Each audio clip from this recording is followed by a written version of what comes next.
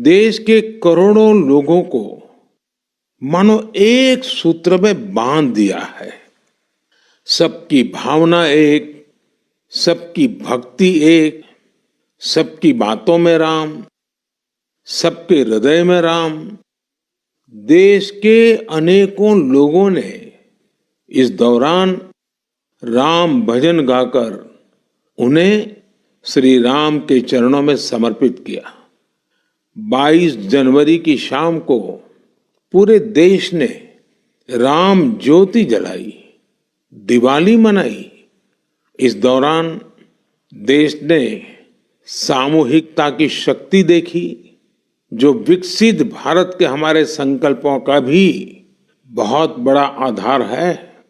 मैंने देश के लोगों से आग्रह किया था कि मकर संक्रांति से 22 जनवरी तक स्वच्छता का अभियान चलाया जाए। मुझे अच्छा लगा कि लाखों लोगों ने श्रद्धाभाव से जुड़कर अपने क्षेत्र के धार्मिक स्थलों की साफ सफाई की।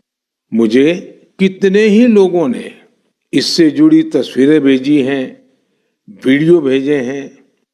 ये भावना रुकनी नहीं चाहिए, ये अभियान रुकना नहीं चाहिए। सामूहिकता की यही शक्ति हमारे देश को सफलता की नई ऊंचाई पर पहुंचाएगी।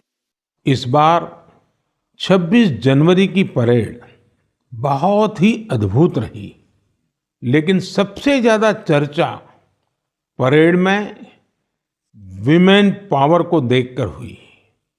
जब कर्तव्य पथ पर केंद्रीय सुरक्षा बलों और दिल्ली पुलिस की महिला टुकड़ियों ने कदमताल शुरू किया तो सभी गर्व से भर उठे। महिला बैंड का मार्च देखकर, उनका जबरदस्त तालमेल देखकर देश विदेश में लोग झूम उठे। इस बार परेड में मार्च करने वाले 20 दस्तों में से 11 दस्ते महिलाओं के ही थे। हमने देखा कि जो झांकी निकली उसमें भी सभी महिला कलाकार ही थी। जो सांस्कृतिक कार्यक्रम हुए उसमें भी करीब 1,500 बेटियों ने हिस्सा लिया था।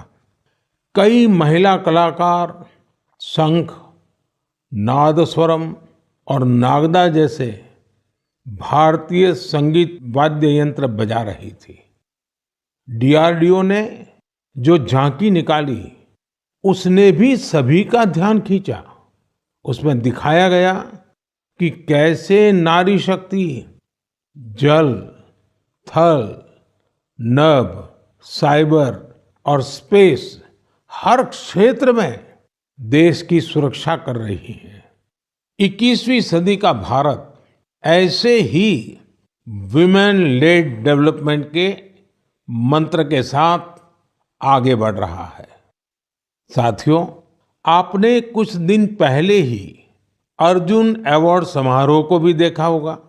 इसमें राष्ट्रपति भवन में देश के कई होनहार खिलाड़ियों और एथलीटों को सम्मानित किया गया है। यहाँ भी जिस एक बात ने लोगों का खूब ध्यान खींचा वो थी अर्जुन पुरस्कार पाने वाली बेटियां और उनकी लाइफ जर्नीज। इस बार 13 विमेन एथलीट्स को अर्जुन अवार्ड से सम्मानित किया गया है। इन विमेन एथलीट्स ने अनेकों बड़े टूर्नामेंटों में हिस्सा लिया और भारत का परचम लहराया। शारीरिक चुनौतियां, आर्थिक चुनौतियां इन साहसी और टैलेंटेड खिलाड़ियों के आगे टिक नहीं पाई। बदलते हुए भारत में हर क्षेत्र में हमारी बेटियां, देश की महिलाएं कमाल करके दिखा रही है। एक और क्षेत्र है जहां महिलाओं ने अपना परचम लहराया है, वो है सेल्फ हेल्प ग्रुप। आज विमेन सेल्फ हेल्प ग्रुप्स की देश में संख्या भी बढ़ी है और उनके काम करने के दायरे का भी बहुत विस्तार हुआ है। वो दिन दूर नहीं जब आपको गांव-गांव में, खेतों में नमो ड्रोन दीदियां ड्रोन के माध्यम से खेती में मदद करती हुई दिखाई देगी। मुझे यूपी के बहराइच में स्थानीय चीजों के उपयोग से बायो फर्टिलाइजर और बायो पेस्टिसाइड तैयार करने वाली महिलाओं के बारे में पता चला। सेल्फ हेल्प ग्रुप से जुड़ी निबिया बेगमपुर गांव की महिलाएं गाय के गोबर, नीम की पत्तियां और कई तरह के औषधीय पौधों को मिलाकर बायो फर्टिलाइजर तैयार करती हैं। इसी तरह ये महिलाएं अदरक, लहसुन, प्याज और मिर्च का पेस्ट बनाकर ऑर्गेनिक पेस्टिसाइड भी तैयार करती हैं। इन महिलाओं ने मिलकर उन्नति जैविक इकाई नाम का एक संगठन बनाया है। ये संगठन बायो प्रोडक्ट्स को तैयार करने में इन महिलाओं की मदद करता है। इनके द्वारा बनाए गए बायो फर्टिलाइजर और बायो पेस्टिसाइड्स की मांग भी लगातार बढ़ रही है। आज आसपास के गांवों के 6000 से ज्यादा किसान इनसे बायो प्रोडक्ट खरीद रहे हैं। इससे सेल्फ हेल्प ग्रुप से जुड़ी इन महिलाओं की आय बढ़ी है और उनकी आर्थिक स्थिति भी बेहतर हुई है। मेरे प्यारे देशवासियों, मन की बात में हम ऐसे देशवासियों के प्रयासों को सामने लाते हैं जो निस्वार्थ भावना के साथ समाज को, देश को सशक्त करने का काम कर रहे हैं। ऐसे में 3 दिन पहले जब देश ने पद्म पुरस्कारों का ऐलान किया है, तो मन की बात में ऐसे लोगों की चर्चा स्वाभाविक है। इस बार भी ऐसे अनेकों देशवासियों को पद्म सम्मान दिया गया है, जिन्होंने जमीन से जुड़कर समाज में बड़े-बड़े बदलाव लाने का काम किया है। इन इंस्पायरिंग लोगों की जीवन यात्रा के बारे में जानने को लेकर देश भर में बहुत उत्सुकता दिखी है। मीडिया की हेडलाइन से दूर, अखबारों के फ्रंट पेज से दूर, ये लोग बिना किसी लाइमलाइट के समाज सेवा में जुटे थे। हमें इन लोगों के बारे में पहले शायद ही कुछ देखने सुनने को मिला है, लेकिन अब मुझे खुशी है कि पद्म सम्मान घोषित होने के बाद ऐसे लोगों की हर तरफ चर्चा हो रही है। लोग उनके बारे में ज्यादा से ज्यादा जानने के लिए उत्सुक है। पद्म पुरस्कार पाने वाले ये अधिकतर लोग अपने अपने क्षेत्र में काफी अनूठे काम कर रहे हैं। जैसे कोई एम्बुलेंस सर्विस मुहैया करवा रहा है, तो कोई बेसहारों के लिए सिर पर छत का इंतजाम कर रहा है। कुछ ऐसे भी हैं जो हजारों पेड़ लगाकर प्रकृति संरक्षण के प्रयासों में जुटे हैं। एक ऐसे भी हैं जिन्होंने चावल की 650 से अधिक किस्मों के संरक्षण का काम किया है। एक ऐसे भी हैं जो ड्रग्स और शराब की लत की रोकथाम के लिए समाज में जागरूकता फैला रहे हैं। कई लोग तो सेल्फ हेल्प ग्रुप, विशेषकर नारी शक्ति के अभियान से लोगों को जोड़ने में जुटे हैं। देशवासियों में इस बात को लेकर भी बहुत प्रसन्नता है कि सम्मान पाने वालों में 30 महिलाएं हैं। ये महिलाएं जमीनी स्तर पर अपने कार्यों से समाज और देश को आगे ले जा रही हैं। साथियों, पद्म सम्मान पाने वालों में हर किसी का योगदान देशवासियों को प्रेरित करने वाला है। इस बार सम्मान पाने वालों में बड़ी संख्या उन लोगों की है जो शास्त्रीय नृत्य, शास्त्रीय संगीत, लोक नृत्य, थिएटर और भजन की दुनिया में देश का नाम रोशन कर रहे हैं। प्राकृत, मालवी और लंबाड़ी भाषा में बहुत ही शानदार काम करने वालों को भी ये सम्मान दिया गया है। विदेश के भी कई लोगों को पद्म पुरस्कार से सम्मानित किया गया है, जिनके कार्यों से भारतीय संस्कृति और विरासत को नई ऊंचाई मिल रही है। इनमें फ्रांस, ताइवान, मेक्सिको और बांग्लादेश के नागरिक भी शामिल है। साथियों, मुझे इस बात की बहुत खुशी है कि पिछले एक दशक में पद्म सम्मान का सिस्टम पूरी तरह से बदल चुका है। अब ये पीपल्स पद्मा बन चुका है। पद्म सम्मान देने की व्यवस्था में कई बदलाव भी हुए हैं। अब इसमें लोगों के पास खुद को भी नॉमिनेट करने का मौका रहता है। यही वजह है कि इस बार 2014 की तुलना में 28 गुना ज्यादा नॉमिनेशंस प्राप्त हुए हैं। इससे पता चलता है कि पद्म सम्मान की प्रतिष्ठा, उसकी विश्वसनीयता, उसके प्रति सम्मान हर वर्ष बढ़ता जा रहा है। मैं पद्म सम्मान पाने वाले सभी लोगों को फिर अपनी शुभकामनाएं देता हूं। कहते हैं, हर जीवन का एक लक्ष्य होता है। हर कोई एक लक्ष्य को पूरा करने के लिए ही जन्म लेता है। इसके लिए लोग पूरी निष्ठा से अपने कर्तव्यों का पालन करते हैं। हमने देखा है कि कोई समाज सेवा के माध्यम से, कोई सेना में भर्ती होकर, कोई अगली पीढ़ी को पढ़ाकर अपने कर्तव्यों का पालन करता है। लेकिन साथियों, हमारे बीच ही कुछ लोग ऐसे भी होते हैं जो जीवन के अंत के बाद भी समाज जीवन के प्रति अपने दायित्वों को निभाते हैं, और इसके लिए उनका माध्यम होता है अंगदान। हाल के वर्षों में देश में 1000 से अधिक लोग ऐसे रहे हैं जिन्होंने अपनी मृत्यु के बाद अपने अंगों का दान कर दिया। ये निर्णय आसान नहीं होता, लेकिन ये निर्णय कई जिंदगियों को बचाने वाला होता है। मैं उन परिवारों की भी सराहना करूंगा जिन्होंने अपने करीबियों की आखिरी इच्छा का सम्मान किया। आज देश में बहुत से संगठन भी इस दिशा में बहुत प्रेरक प्रयास कर रहे हैं। कुछ संगठन लोगों को अंगदान के लिए जागरूक कर रहे हैं। कुछ संस्थाएं अंगदान करने के इच्छुक लोगों का रजिस्ट्रेशन कराने में मदद कर रही हैं। ऐसे प्रयासों से देश में ऑर्गन डोनेशन के प्रति सकारात्मक माहौल बन रहा है और लोगों की जिंदगियां भी बच रही हैं।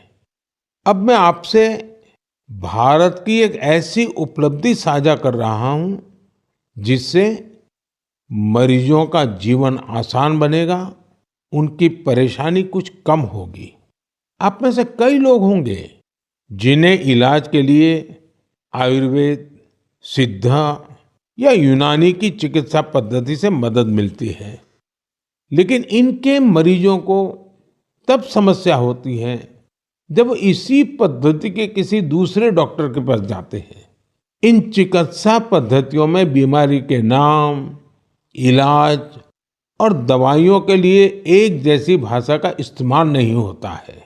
हर चिकित्सक अपने तरीके से बीमारी का नाम और इलाज के तौर तरीके लिखता है। इससे दूसरे चिकित्सक के लिए समझ पाना कई बार बहुत मुश्किल हो जाता है। दशकों से चली आ रही इस समस्या का भी अब समाधान खोज लिया गया है। मुझे ये बताते हुए खुशी हो रही है कि आयुष मंत्रालय ने आयुर्वेद, सिद्ध और यूनानी चिकित्सा से जुड़े डेटा और शब्दावली का वर्गीकरण किया है। इसमें विश्व स्वास्थ्य संगठन ने भी मदद की है। दोनों के प्रयासों से आयुर्वेद, यूनानी और सिद्ध चिकित्सा में बीमारी और इलाज के जुड़ी शब्दावली की कोडिंग कर दी गई है। इस कोडिंग की मदद से अब सभी डॉक्टर प्रिस्क्रिप्शन या अपनी पर्ची पर एक जैसी भाषा लिखेंगे। इसका एक फायदा ये होगा कि अगर आप वो पर्ची लेकर दूसरे डॉक्टर के पास जाएंगे तो डॉक्टर को इसकी पूरी जानकारी उस पर्ची से ही मिल जाएगी। आपकी बीमारी, इलाज, कौन कौन सी दवाएं चली हैं, कब से इलाज चल रहा है, आपको किन चीजों से एलर्जी है, ये सब जानने में उस पर्ची से मदद मिलेगी। इसका एक और फायदा उन लोगों को होगा जो रिसर्च के काम से जुड़े हैं। दूसरे देशों के वैज्ञानिकों को भी बीमारी, दवाएं और उसके प्रभाव की पूरी जानकारी मिल जाएगी।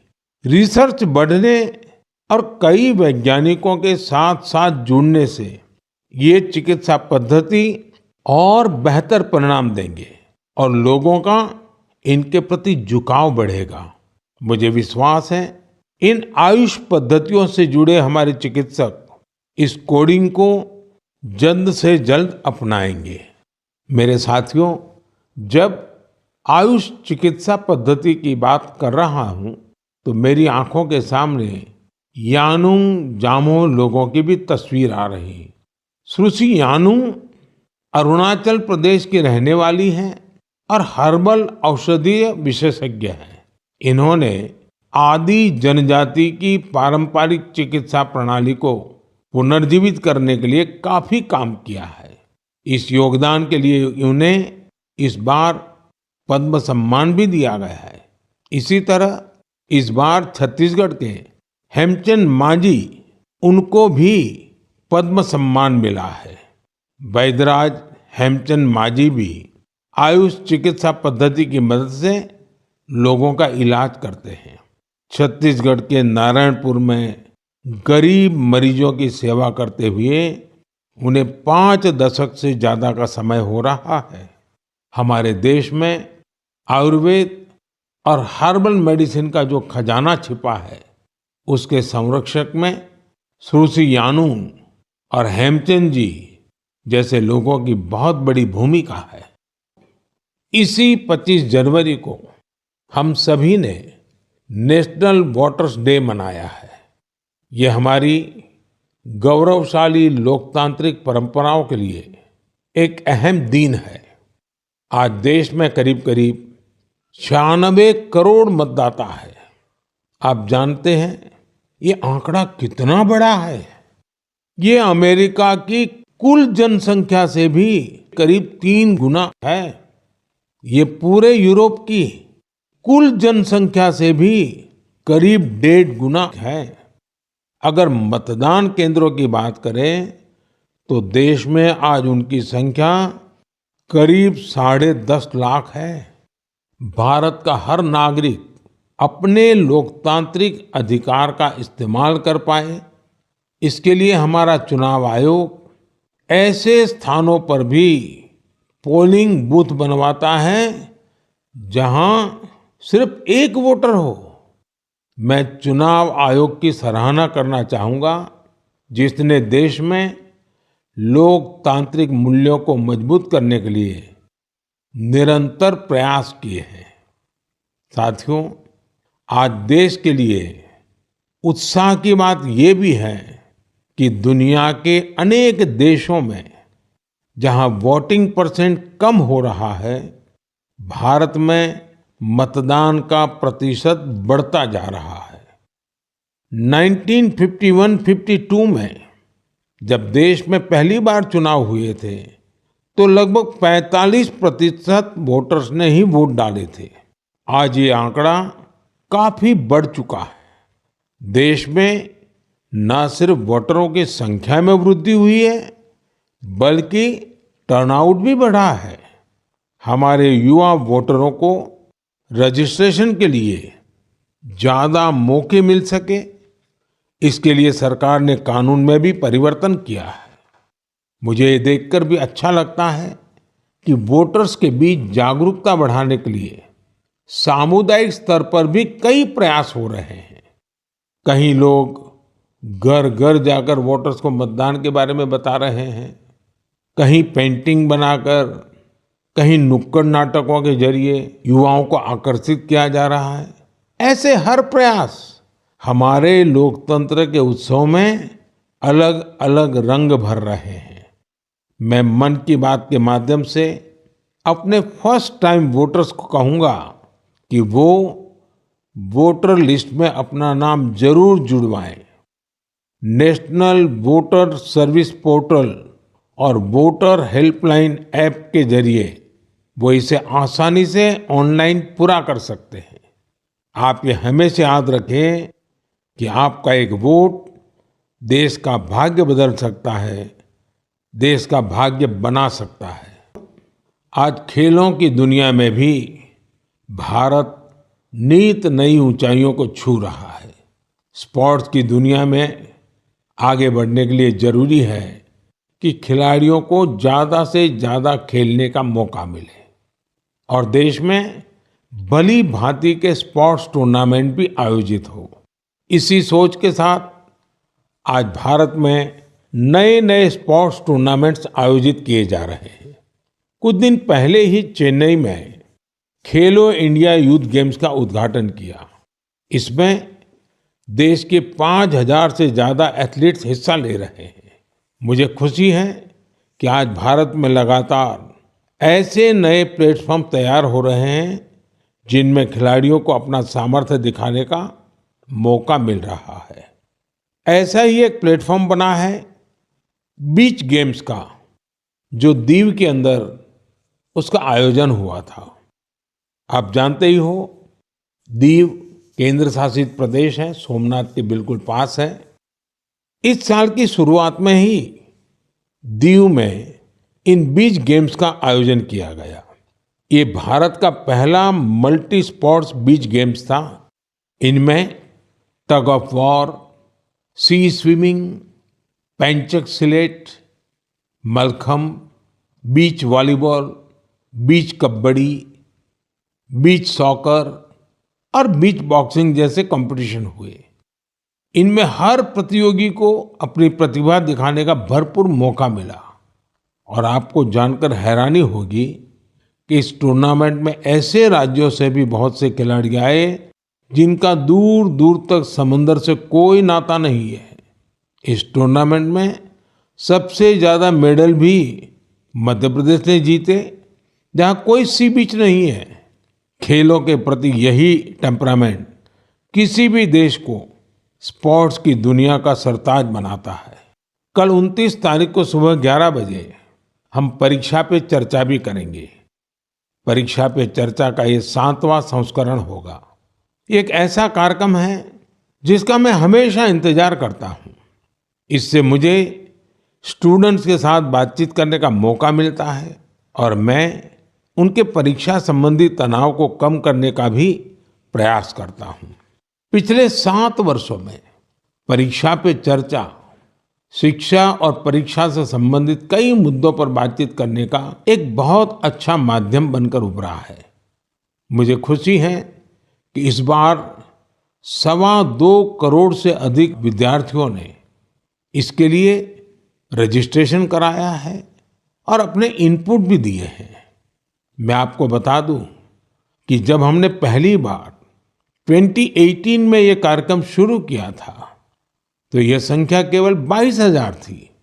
स्टूडेंट्स को प्रेरित करने के लिए और परीक्षा के तनाव के बारे में जागरूकता फैलाने के लिए बहुत से अभिनव प्रयास भी किए गए हैं। मैं आप सभी से, विशेषकर युवाओं से, विद्यार्थियों से आग्रह करूंगा कि वे कल रिकॉर्ड संख्या में शामिल हो। मुझे भी आपसे बात करके बहुत अच्छा लगेगा।